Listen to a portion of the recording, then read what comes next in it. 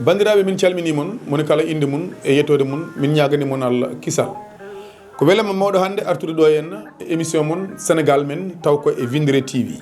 saabi ɗum noon ko tourné yeesal Jokko tour taw waɗi ɗum ko président Amadou Ly kañum woni président Yeesal en mars Yeesal Jokko tour fuɗɗi ko le 11 juin 2023 ha le 18 fuɗɗorade gannakel yaade ha ɗo ɓuuri woɗɗude e département mo Kanel taw koye région de Matam gueɗe baɗɗe fayida mbaɗama hen yimɓe hewɓe paami tigui rigui président Amadou Ly jaɓɓal ngal jogui ngal e programme mo haalanta bandiraɓe o ko programme tidɗo memotoɗo jeyetoɗo ko ɗum quelque chose palpable et visible guure kewɗe ndewama hay sinno en mbawa limtude guure ɗe pop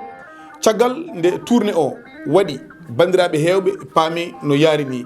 en dokki konngol o mo ganduɗa ko e nder tourné he jeeya holno yiiri ɗum en wiye Pape Fili Konaté jeeya ko e Yeesal en mars kadi ko tergal tidgal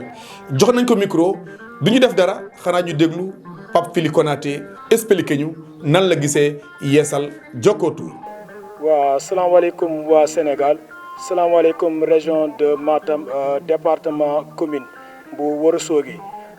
gannaaw bu ñu àndalee ak suñu président Amadou Ly PDG Akile mais également président du parti Yeesal en marche ñu am nag benn tournée boo xam ne dañ ko mener au centre et au nord du pays ñu tuddee ko Yeesal Jokko tour ñu sillonné vraiment des régions des communes au plus profond du Fouta yàlla dogal mu am des expériences yi nga xam ne am nañ ko ci tournée yoo xam ne def nañ ko ci gox-goxaani mu am nag ay informations yi nga xam ne dañu ko doon véhiculer mais yàlla dogal ni ci tournée bi nga xam ne moom la ñu def ci la ñuy dem gis exactement lan moo fa xew mu doon des belles expériences yi nga xam ne dund nañ ko expérience yi nga xam ne dinañu permettre que président Amadou Ly en tant que candidat à la candidature à la présidentielle de 2024 dina ko permettre ci programme bi nga xam ne mu ngi koy tuddee Sénégal bu yees comme ça ñu mën a xool nu ñuy proposer Sénégalais yi mën a indi des solutions pour un Sénégal meilleur avec un leader Amadou Ly comme à la tête de la présidentielle de 2024. caggal nde kedi ɗon Pape Fili Konaté oɗon gandi ko jaggal e parti Yeesal en mars won woɓɓe e tawtoranoɓe ko hono noon dokkirɗen konngol o mo ganduɗa kañum woni Abdoulaye Saydou Ba ene jeeyano e ngal ɗo duƴƴal ngal ganduɗa waɗama tuggude e ñande 12 ha 17 lewru juin e nder leydi Sénégal Abdoulaye Saydou Ba holno tonguirɗa oɗo tourné biyeteɗo Yeesal Jokko tour. Assalamu alaikum warahmatullahi bandiraɓe Winndere-tv on calminama on juurama on ñagana moƴƴere Allah bandiraɓe Sénégal naaɓe ko weltade tan caggal nde ummiɗen Dakar lamorgo Sénégal nadde ga e nder reedo photo gam rewindade dendagal yogo réseau ngaji e leydi Sénégal wonde de leader meɗen biyeteɗo Amadou Ly mo gandanɗa hoore makko woni président Yeesal en marche woni DG hono Akili caggal nde min ndewe nder diwnuji kewɗi noon min jii hen ko yurmini ko hawni kadi min dañi hen weltare nde ko min jaɓɓama hamin belti ko yurmini ko wona gueɗe kewɗe ɗe ganduɗa hoorema ɗe gollaka no min nanirano ni e komin jii ko ina woɗɗodiri ha tengte yeeru mi rokkiri yeeru wayno dande maayo no naniranɗen dande maayo no garɗen ha jiiɗen ɓalli meɗen foof dogui natɗen nder reedu photo yogo nokku jottuɗen toon leyɗele kewɗe jayɗe ɗe jiiɗen ɗi ndemaka te eɗen jogui nangue eɗen jogui leydi eɗen jogui hono wiyete ndiyam ndema gawa gayna ko nani ɗo ala hen foof ko waɗa développé ɗum no président Amadou Ly wi moon yon cabbo ha ara e moɗon o waɗa noon guelle ɗe ganduɗa hoore ma ɗe mbatta ko ndiyam ko Ba Abdoulaye Saydou Ba gorko mba Fati Badji Wuro Dioukali caggal nde kedi ɗon Abdoulaye Saydou Ba ko haali e yiyande makko e Yeesal Jokko tour guure kewɗe ndewama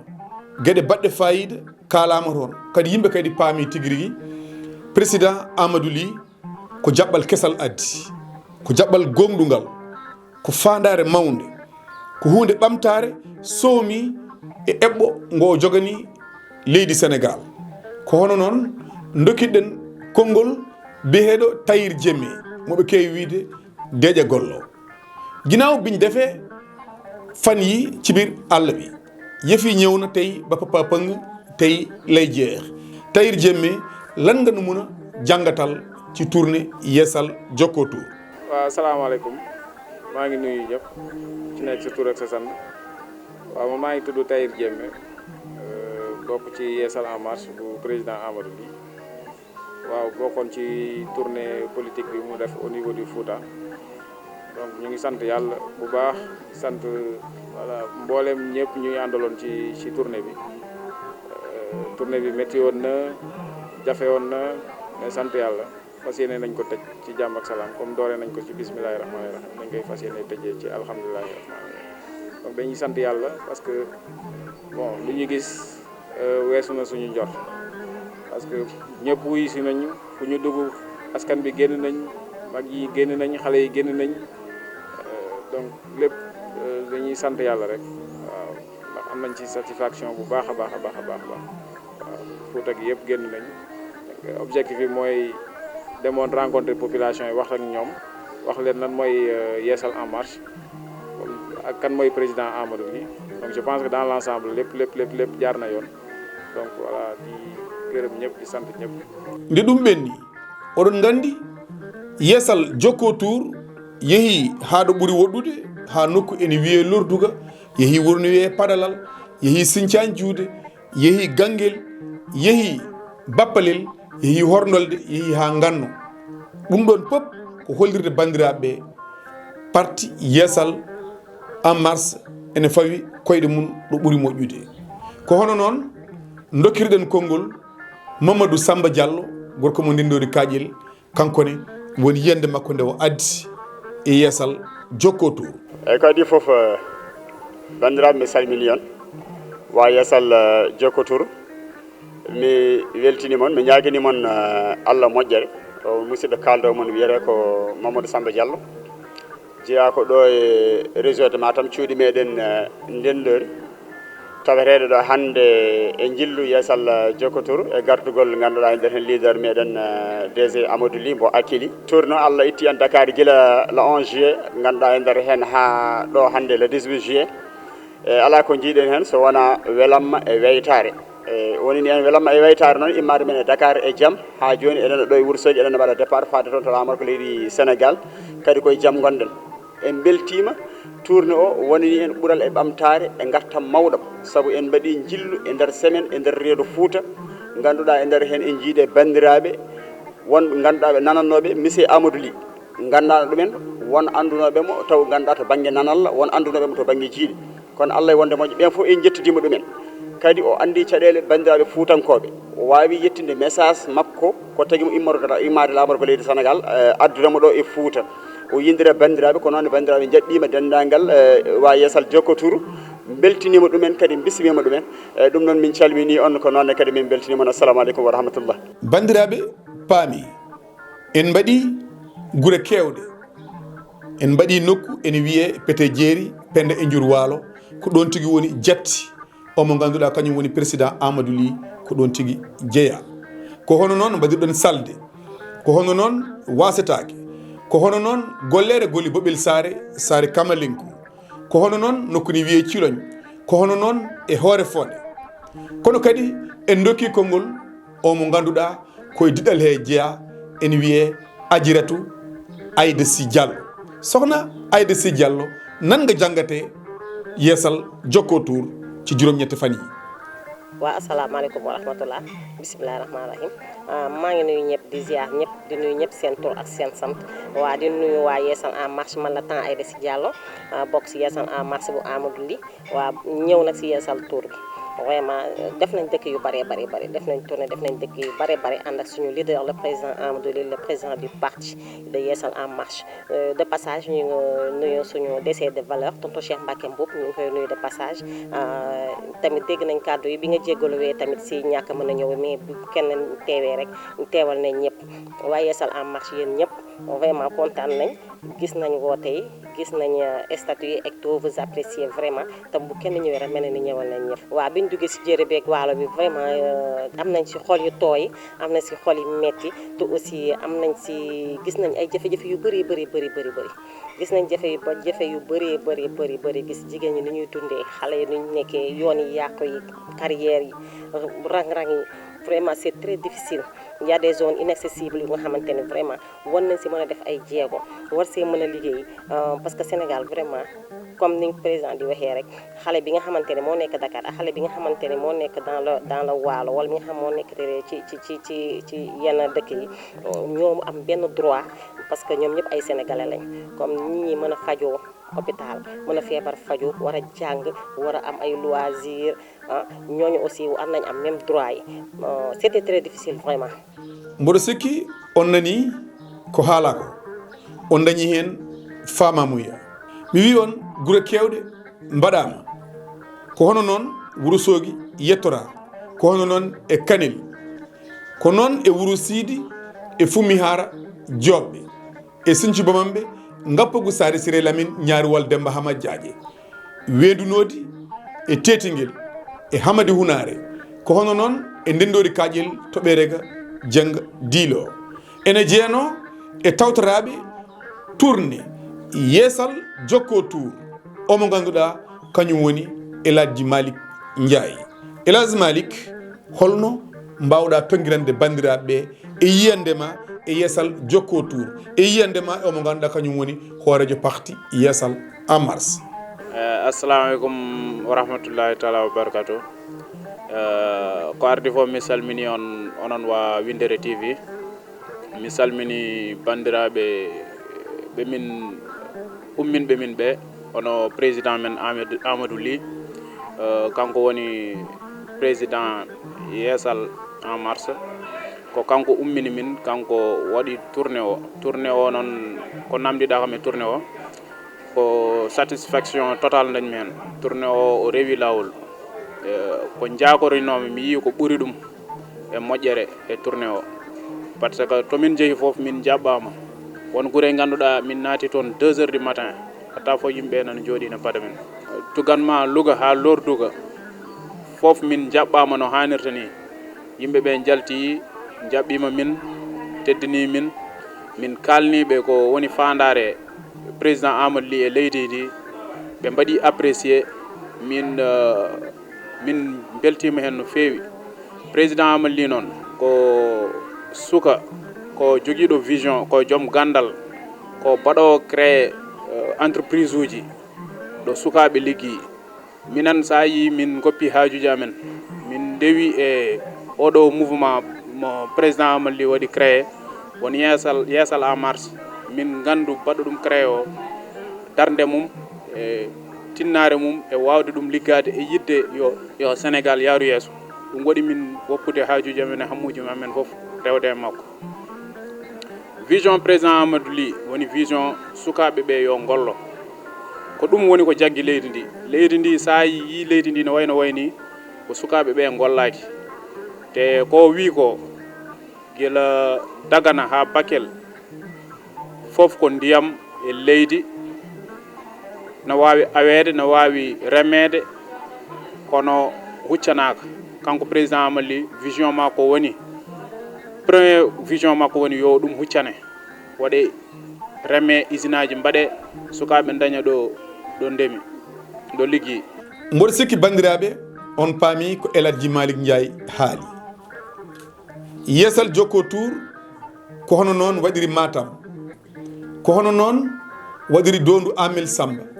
Ali Wuuri e Wudduru e Lewe Ndiaye ɓe ko hono noon rewiri ndulumaji ko hono noon yaari ha nokku ene wiye Agnam no mbatten en dokkat konngol omo ganduɗa kañum woni Fatkine John mo ganduɗa wonko heewi ko tongi e ngal ɗo jaɓɓal Fatkine John looñu mun a jàngatal ci tournée bi nga xamante ne def nañ ko du 11 à 18 juin 2023 Yeesal Jokko Tour looñu mun a jàngatal ci tournée bi. asalaamaaleykum mbokk yi ginnaaw bu ma nuyoo kenn ku ci nekk turam ak santam maa ngi leen di ziar bu baax di leen baal ak di leen baalu ak man nag sama tur mooy Fatkine Mbacke Jonn dëkk fële Kër Massar bokk ci Lion yi Amadou Ly donc ñu am mbégte ak contentement ñëw ci première tournée bi nga xam ne def nañ ko fii ci Fouta mu nekk Fouta di suñu dëkk président muy suñu dëkk leader ginnaaw bañ jógee Dakar nga xam ne Kër Massar mooy base am mu ñëw defaat fii nga xam ne mooy Fouta fa la dëkk dañ ciy am mbégte di ci am contentement bu baax bokk ci ñi nga xam ne ñooy def tournée lépp ngir jàppale ko pour waajal suñu élection yi ñu jëm muy la élection présidentielle 2024. donc mu nekk une satisfaction boo xam ne def nañ ko ndax bañ jógee njëkkee wuñu fi nga xam ne mooy Fouta jaar nañu li nga xam ne mooy Louga Richard Toll ba egsi fii nga xam ne mooy Fouta ñu am si jàngat bu rafet bu ma nee jàngat bu rafet mooy population yi nit ñu accueillir nañu accueil bu am solo ñu rafetlu ko bu baax a baax ñuy wane ni que leader politique yi nga xam ne ñu ngi fii ci Sénégal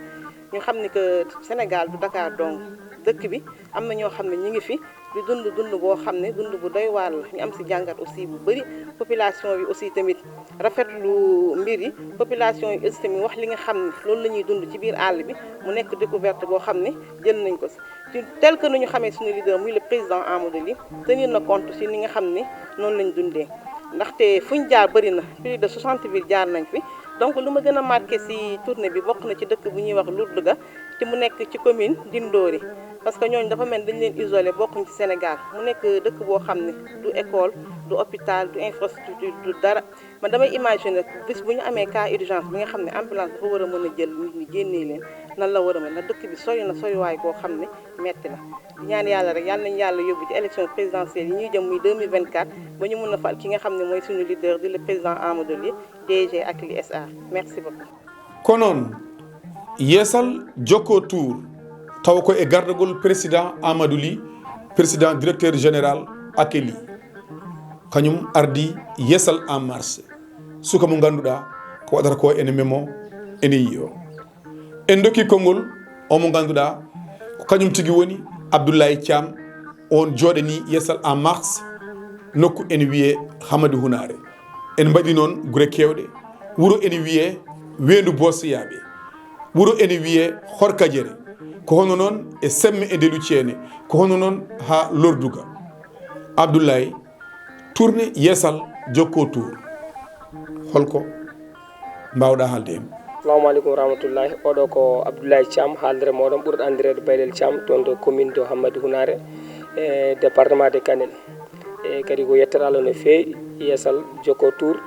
kadi vraiment tourné amen o min keeɓi hen janggade no heewi kadi min jii hen kadi vraiment komin mbawa janggude kadi ɓuuri hen hewde min nananno kadi ɓe mbi sa yirray a yahani a wawata andude ko keewi leydi he kadi guila min jeehi dimanche hande woni une semaine komin jalti kadi min jii hen guure kewɗe kadi machallah leydi ndi ko haalte mayri foof sa weela mbiya wodani ko Dakar tan haaɗi e Dakar woni guure so mbiyama koye nder Sénégal woni minen min jaɓata ɗum ɗon e wonen guure so mbiyama koye nder Sénégal woni min jaɓata ɗumen ɓe ngala ndiyam ɓe ngala courant ɓe ngala taliji moƴƴi vraiment comme no waade comme genre lordugo en min jeehi ɗen guure hay école ɓe ngala ɗen guure en temp ete so wiyama hande lordugo to woni to ene ɓuuri ɓattade ko commune Semme walla commune Hawre so wiyama koye commune Ndendori ɓe jeeya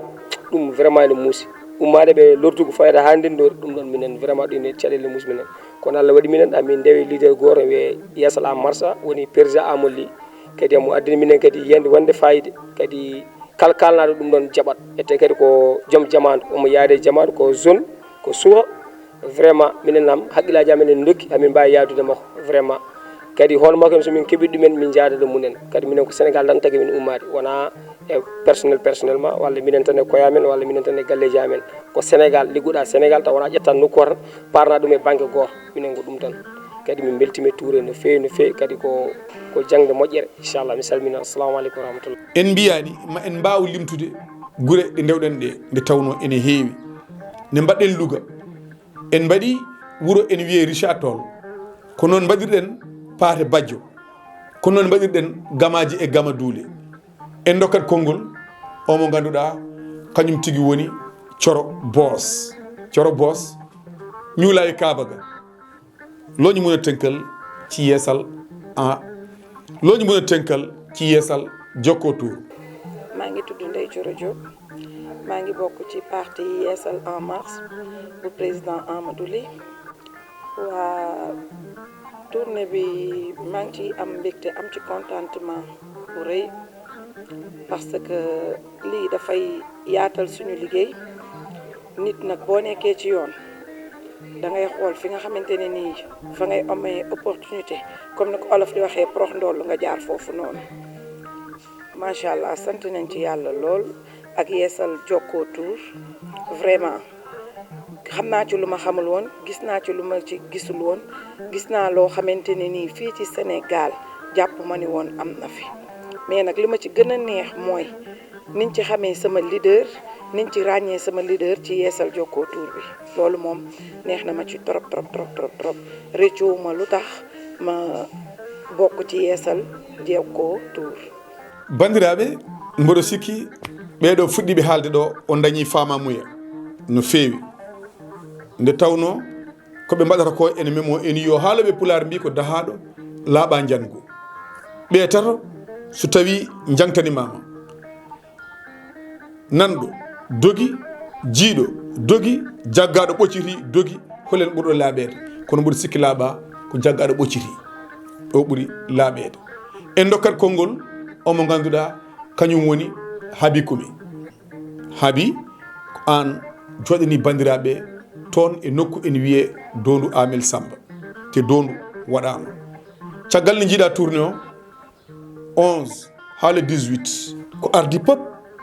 holko woni hen yiyande ma. assalamu aleykum bandiraɓe ko adi foof mboɗo wiya alhamdulillah mboɗo yetta Allah kadi mboɗo yetta jeeɗo sababu o monsieur le président Amadou Ly caggal no waɗi créé groupe yeesal Jokko Tour gila le 11 ha le 18 hande amin gone nder nord Sénégal woni diwan Saint-Louis faade Matam ndax ittodirde e yimɓeɓe kumpaji andude holto yimɓeɓe goni e holno goniri e nder Sénégal kadi min dañi hen satisfaction mawɗo mo ganduɗa ko ɗon tan wawi haadde min mbawi wadde découvrir yimɓeɓe min gandi hol probléme amen ɗi hol caɗele mabɓe e holkoɓe goni e dow muɗum kadi guila nden faade hande min jogui ɗo ko grand famille tan ko weltare tan fiɗirde jaleɗe e nder amen ala hay probléme goto min ngala haydara kadi hamin ñaago Allah kadi fandare nde yo Allah yettin ɗum candidat amen nak ko jiɗɗo wadde présidentiel 2024 c'est à dire ko candidat à la candidature 2024 amin ñaganoma Allah moƴƴere fandare o jogui hen nde kadi yo Allah waɗ ɗum kadi yo Allah waɗi makko ɓuural bandiraɓe mboɗo sikki on paami no yaari ko yettude Allah ko yettude dendagal bandiraɓe ɓe ganduɗa tawama e guure munen e waktuji ceertuɗi ɗi jiida ciirol e tampere wonde hen hollude yidde mabɓe e yeesal en mars hollude hoolare mabɓe e président Amadou Ly nde tawno won jiyanɗe kewɗe ɗiɓe dañi e oɗo Amadou Ly waddi bandiraɗo kala ɗo wawi wonde oɗon foof on mbiye on jarama yo Allah sellin sembina émission mon Sénégal men ɗo e Winndere-tv présentation Eladji Oumar Doro Koume khalifa général kullu animateur camerawoman Aissata Coulibaly bandiraɓe so waɗi gantiɗe golle he min ñaaguima yaafuya so longere mawde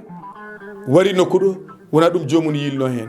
kala jiɗɗo jokkodirde e yeesal en mars aɗa wawi wadde e 77 314 15 44 jokkodira e parti yeesal en mars ɓe ganduɗa ko jogui ko e programme ko Allah andi yoni en calmini dendagal bandiraɓe hayre lawnaɓe bandiraɓe doɗelinaɓe kala wuuro ngo ganduɗa en pawin ɗon koyɗe men kamɓe kala haaɓe mbiye Allah jarama ɓe jarama ha tengti noon e dendagal bandiraɓe bokkenaɓe ɓenne kadi ene mbiya Allah jarama jarama kala wuuro ngo en kalani ɗo mataw ko fayi e jawdi ko hejjata e barmi Winndere-tv ha yeeso ko laawol